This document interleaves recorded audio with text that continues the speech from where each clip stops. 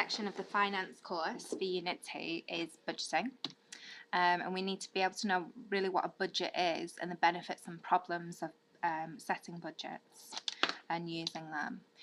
So whenever I introduce students to this topic, I get them to think about planning a holiday, and one thing that you should always do when you plan a holiday is think about how much money it's going to cost you and how much money you're going to be able to save in the time before your holiday, so that you can work out what money you have available to spend or what money you're going to need to spend. And that's a nice introduction to what businesses do. They need to think about how much money they're going to be able to spend and allocate out, and how much money things are going to cost them as well. So a budget is just an estimate of revenue or expenditure, the costs, over a period of time, and they're concerned with the future and they're a financial measure.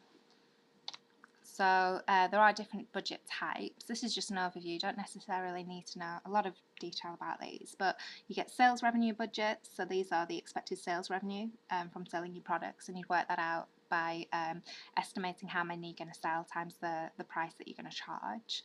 You've got expenditure budget, so this is really how much you're going to spend, so fixed costs and variable costs.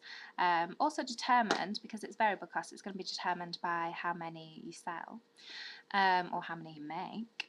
And then profit budgets, you might make one of those if you're able to do your sales revenue budget and then minus out your expenditure budget. So once it's created a budget, you would communicate these targets or the amount that a department has to spend to those departments, and that could act as a target for them to achieve that or to spend below that number. It also delegates power to that particular department, because the person in charge of finance, if you're looking at a really large business, it's a lot for them to take on board and to control. If you're saying, okay, you've got to deal with all the department budgets, they just want to really have an overview and check that overall things are going okay. But if you let the department heads kind of deal with the nitty-gritty, then that's better. It kind of delegates a bit of responsibility to them and may motivate them as well. So you'd give them the budgets, and then you'd want to compare them against what they actually spent or how much revenue they actually generated in the end. So this would be the process of variance analysis, checking differences.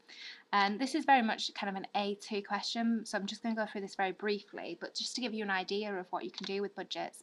So here we have a variance of £50,000 with a sales revenue, because we budgeted for £840,000 and actually received 790.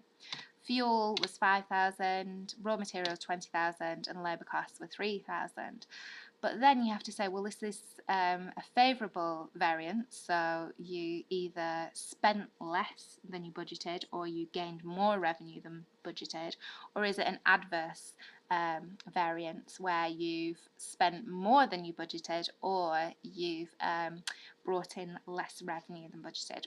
So in this case, the sales revenue, you've brought in less revenue than you wanted, so that's a bad thing, that's adverse. Fuel cost you less than you thought it would. That's a nice thing, that's good, so it's favourable. Raw materials cost more, so that's adverse. Labour costs were less than you thought, so that should be a good thing, so that's favourable. So that's very much A2, that's going to be a Unit 4 type of question, but that's just some of the things you can do. And then this is a typical past paper question about Steve Rogers, and he owns 2 restaurants in the Manchester area, and he wants to agree a budget and discuss any other issues with his 2 managers, Jason and Anna, and it says consider both the benefits and drawbacks of budgeting to Steve Rogers' business. 8 marks, so we've got to come up with at least 4 separate points, and we want them to be balanced, so maybe 2 and 2, about why budgets are good and why budgets might not be beneficial to Steve's business. So it can help with decision making. So when you're looking at how much you want to spend, you would have to take into account, well, how much money do we have? How much money have we been budgeted to be able to spend? So maybe deciding between two suppliers might become a little bit easier if you have to take into account kind of some of the costs as well. And, you know, obviously lots of businesses, you know, you'd say, well, we just want the resources to cost as little as possible, but there is a difference between different suppliers, and you might think, well, supplier A has cheaper costs than supplier B, so you know, maybe if we weren't given a budget, we'd just go with supplier A. But if we were given a budget and it says that actually we can afford to go with supplier B, and supplier B is actually just a lot better, more reliable, better products, then maybe that would enable you to go with supplier B. So it can help with decision making. It also helps control expenditure. If you're not set a limit on your spending, you're probably going to overspend. So setting a budget sets a guide. You tend to need budgets for business plans as well. So if you're a new business that's set up, this is going to be very important that the bank or whoever's lending you or investing in your business has confidence that you are actually a responsible person that is going to control costs. And they can also act as targets as well to motivate staff. I think as well, one of the points that I've not put down there is that it can help delegate responsibility down to different departments, different functions of the business, and that can help motivate as well. However, if you're looking at sales revenue budgets, it might be difficult to forecast how many sales you're going to have.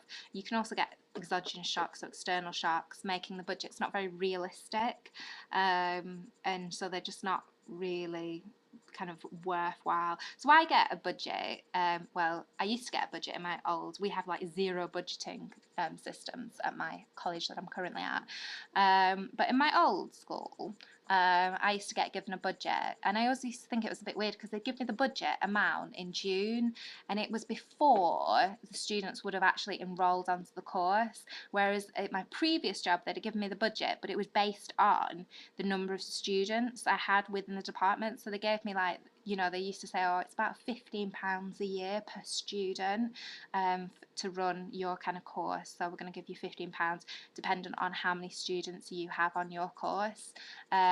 Whereas in my other job, they just gave me like a lump sum, which actually equated to about £50 per student. So they did pretty well out of that deal then, but it might not be the most efficient way to run it.